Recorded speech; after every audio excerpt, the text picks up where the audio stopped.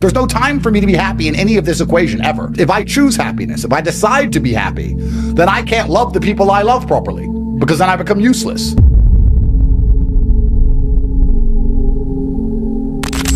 Are you like happy? I wouldn't say I'm unhappy in any way, and I would say I'm happy, yes, but the whole idea of happiness in and of itself is skewed, especially in the masculine frame, because there's so many men who are waking up complaining about the fact they're not happy, which is the strangest mindset I think a man can have. Because as a man, how happy you are has absolutely nothing to do with how you live your life and how you perform and what you need to do. How happy you are is a pointless measurement, so why do you even measure it at all? I would argue that as long as you're not distraught, as long as someone you love didn't die that day, heaven forbid that happens often, let's say a couple of times a decade, besides those days, you should be happy enough to go to the gym and perform and make your money and do what you need to do. Who gives a shit if you're particularly smiley or not?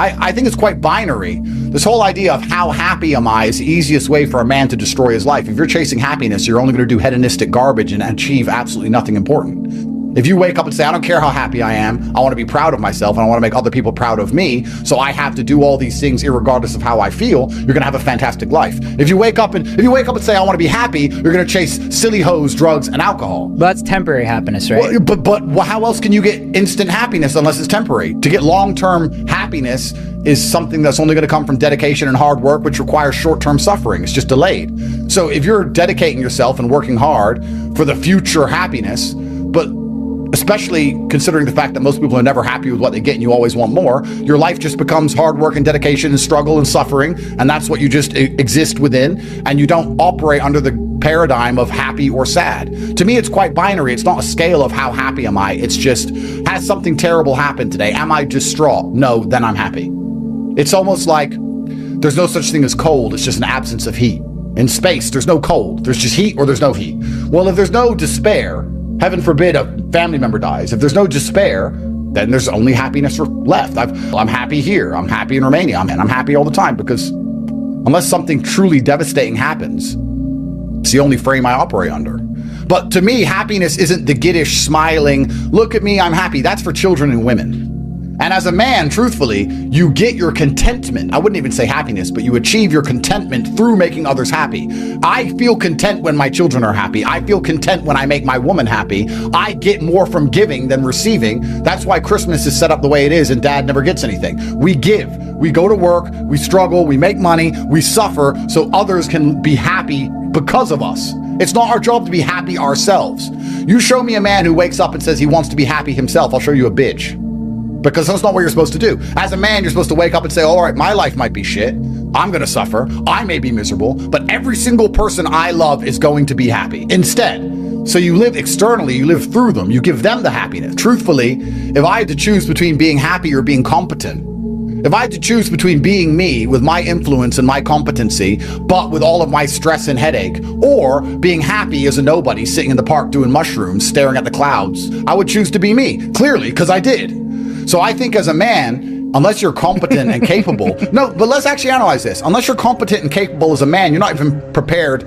You can't even love anything unless you're competent and capable as a man. This is why, you know, when girls have those loser dudes who are like saying, I love you so much, I love you, and the girl doesn't give a shit that the loser dude's telling her that he loves her. Why is that? Because the female is smart enough to understand on an intrinsic level that as a man, if you have no capability to give her things, if you have no competence, if you have no skills or use case, that your love is completely useless. It's like if you have a brother beside you who says he loves you with all his heart, but he's a complete pussy and he can't fight and you get attacked, what's his love worth? So as a man, if you want to say, I love my wife, I love my children, I love my friends, I love the world, you can only have a love that is valuable if you're competent and you're capable, and you're only going to have that if you suffer. So if you want to have the ability to love other people, if I want to be a person who can wake up and realize I truly love my children, I truly love my woman, then the only way I can do that is to suffer enough to be a man whose love has value. If I wake up and say, I truly love the people I care about, but I want to be happy, so I'm going to go and sit in the field and take mushrooms, well, then my love is completely valueless. Because when they call me and say, there's a problem, Andrew, you love me, fix it, I'm going to say, I can't. And men are nothing but success objects. We are valued by what we can do. We are competency objects. Men are, what can he do? What is he good at? That's all we're measured on, is our capability. I think happiness is the easiest way to destroy your own capability, because you're too busy doing dumb shit. So when you ask me that question, the reason I gave such a long answer is because how happy I am doesn't cross my mind. I wake up and I have things to do. I have bills to pay. There's millions to make. I'm going to do this podcast. I'm going to go home, and then I need to train, and I have a whole bunch of other stuff to do. Then I have to fix everybody else's problems. Then I got to talk to my children. Everyone's life is great but mine. Mine's been long, stressful, and busy, and I'm going to go to sleep, and I'm going to wake up, I'm going to do it again. There's no time for me to be happy in any of this equation ever. And if I choose happiness, if I decide to be happy, then I can't love the people I love properly, because then I become useless. I kind of feel like I've had a higher threshold for entertainment, and that has been a blessing and a curse, because you're difficult to please, but if you're difficult to please, you're going to try and achieve amazing things. If you're trying to achieve amazing things all the time, you're going to achieve amazing things. Yeah. If you can wake up and have a cheese sandwich and put on a song from Spotify and be like, today's great, well, then you're never going to do what it takes to go out there and actually be successful. If you wake up and say, I don't care about the food, don't care about the music, don't care about the sports team, don't care about the TV, don't care about any of that, I want a Bugatti, I want a jet, I want to work. So I've never been entertained by these things. I don't find them that interesting. I'm not against them, and I know what a good song is, but I've just got bigger fish to fry. There are full-grown men waking up talking about, oh, you know, I just feel a bit down. You're not a girl and you're not a kid. What do you mean you feel down? Name a period of human history where men were ever happy. Ever. You were either in a field plowing, in a field getting shot, marching at a cannon, sitting home hoping the barbarian hordes don't arrive on horseback to decapitate your fucking wife. When have men ever been happy ever? It's easier than it's ever been. It's easier than it's ever been. You haven't even got to go to war. All you have to do is wake up, not be a dipshit, find some money, buy a half-nice car, get a half-nice apartment. Then you can fuck endlessly. You're still not happy? It's ungrateful to the universe. It's ungrateful to God himself to waste what he gives you. You want to talk about how you end up lucky. And I would argue that I'm a very lucky person. You know, on a long enough time frame, I can't think of a single time I've ever lost.